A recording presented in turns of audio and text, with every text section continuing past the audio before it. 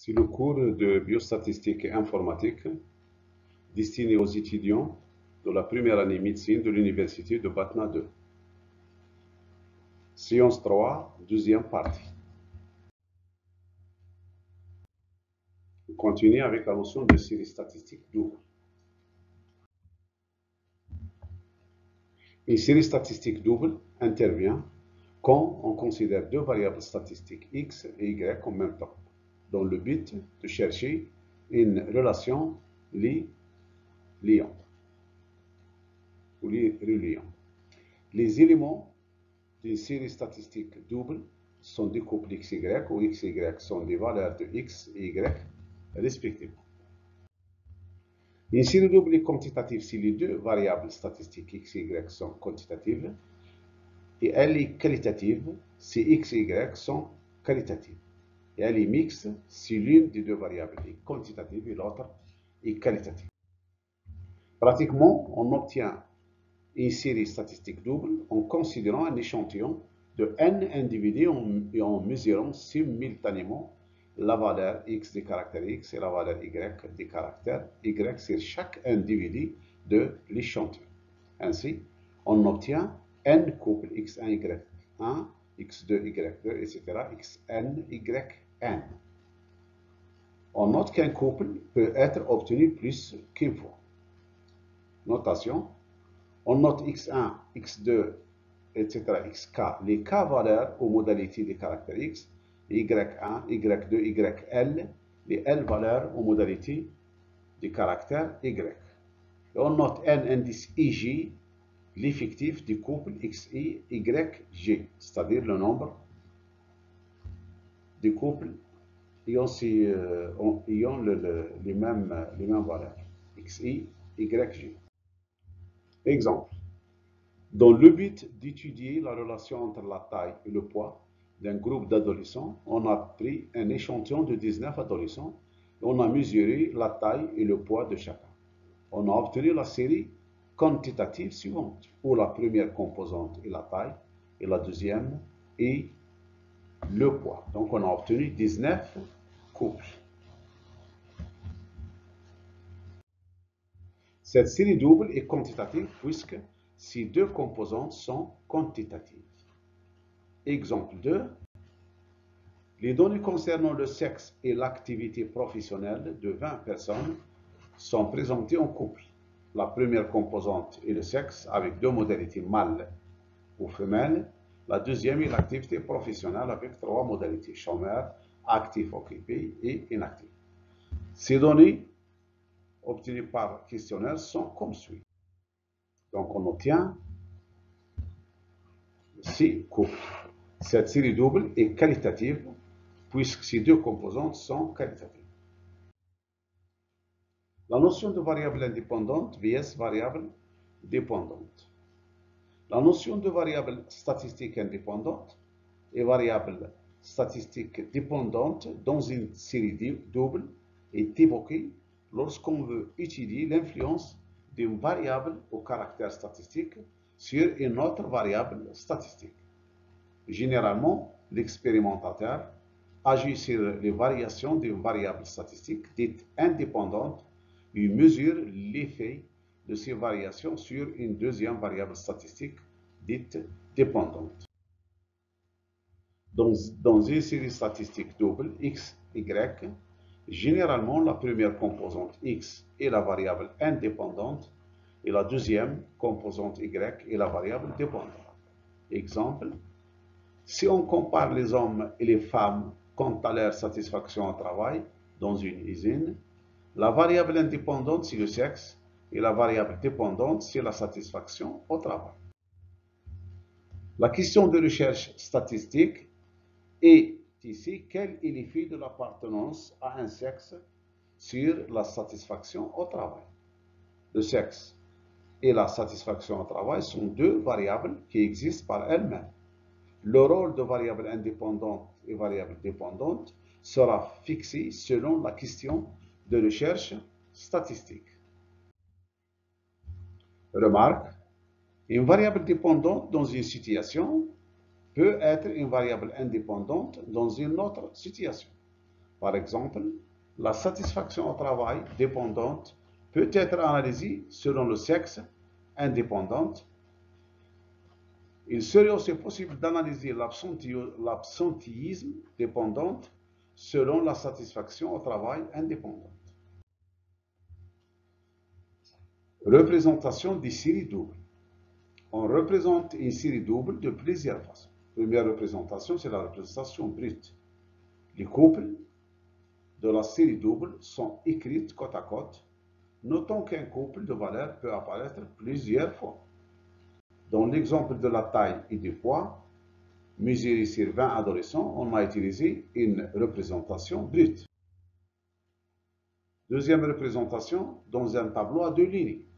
On dessine un tableau à deux lignes. La première ligne est réservée à la première composante, monte x, y, et la deuxième est réservée à la deuxième composante, monte y. Généralement, on commence par les paires dont les premières composantes sont les plus petites. Ce mode convient pour les séries quantitatives à petite effectif. Exemple, la série suivante est représentée dans le tableau suivant. Donc, 123, 22,4, 7, c'est ce couple. OK? Le dernier couple 165, 50,5, c'est le couple avec X ayant la plus grande valeur. Donc, c'est ça.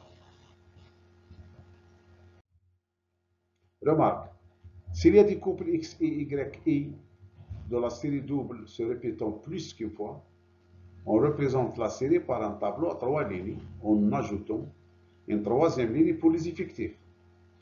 Par exemple, la série double suivante, où on remarque qu'il y a plusieurs couples qui se répètent. Par exemple, 1 se répète une fois, 3, 2 ici se répète trois fois.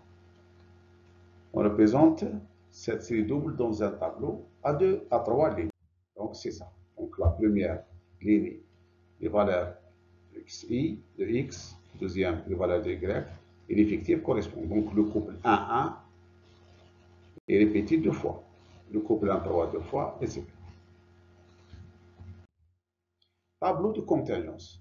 Ce mode de représentation est le plus pratique.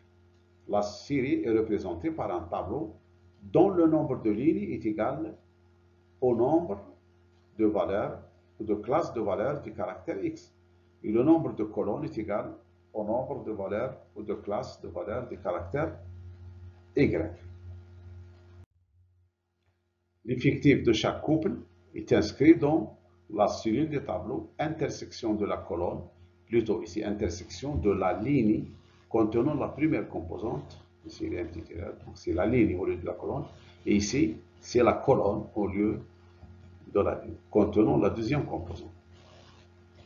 Comme exemple, la série qualitative du sexe et du statut est représentée dans le tableau de contingence suivant. Donc voilà. Donc ici, la première colonne, on représente la première composante, c'est le sexe avec deux modalités, M, F, mâle, femelle. Et ce tableau est composé de deux lignes, voilà, et de trois colonnes. Dans les colonnes, il y a les modalités de la deuxième composante statut. Donc voilà, on obtient donc combien de cellules? 2 fois 3. Donc c'est 6 cellules. Okay. Donc ici, par exemple, 5, c'est le nombre de couples dont la première composante est M, mâle, et la deuxième composante est AO, c'est l'actif OK. Ça, dans cette cellule, c'est le nombre de couples dont la première composante est F et la deuxième composante est C, etc. Donc le tableau de contingence, c'est ça. Okay, avec 6 cellules. On ajoute le totaux, une colonne pour le totaux des lignes et une ligne pour le totaux des colonnes. Exemple 2. Une étude sur 5761 femmes de la survenue d'accouchement prématuré et de l'exposition à des événements stressants a donné le résultat suivant. Donc X, on désigne ici par X le type d'accouchement à terme ou prématuré et par Y le score sur une échelle allant de 0 à 3 de l'état stressant. La représentation de cette série double dans un tableau de contingence a donné le tableau suivant. Voilà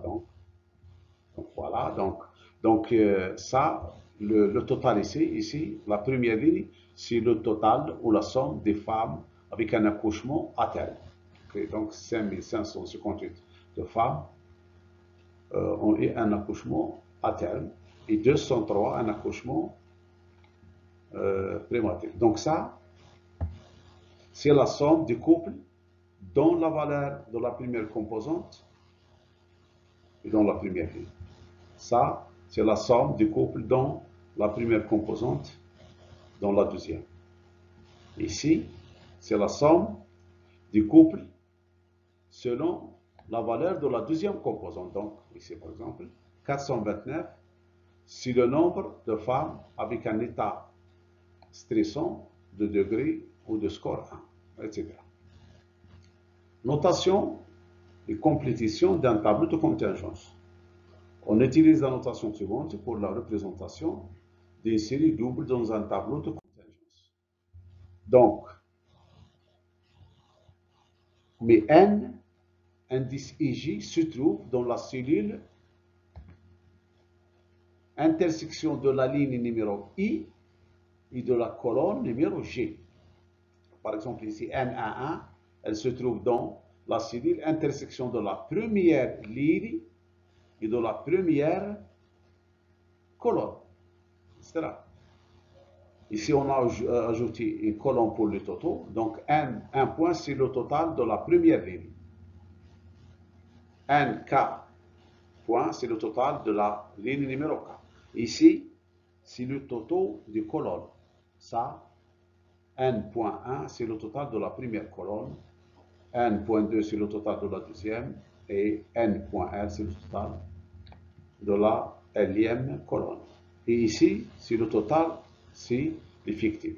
Soit la somme des lignes ou la somme des colonnes. C'est la même chose. Donc ici, on a donné un exemple comme exercice. Donc on a les données suivantes. On nous a demandé de remplir un tableau de contingence à partir de ces données. On termine avec cet exemple. On continuera avec la séance 4. Merci, à la prochaine.